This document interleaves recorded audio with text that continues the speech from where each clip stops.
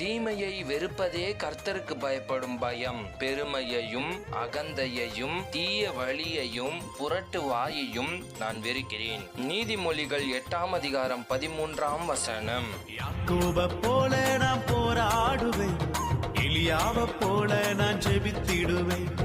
யாக்கோபை போல நான் போராடுவேன், எலியாவை போல நான் ஜெபித்திடுவேன்.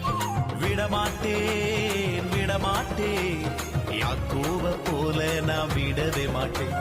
விடமாட்டேன் விடமாட்டேன், யாக்கோபை போல நான் விடவே மாட்டேன்.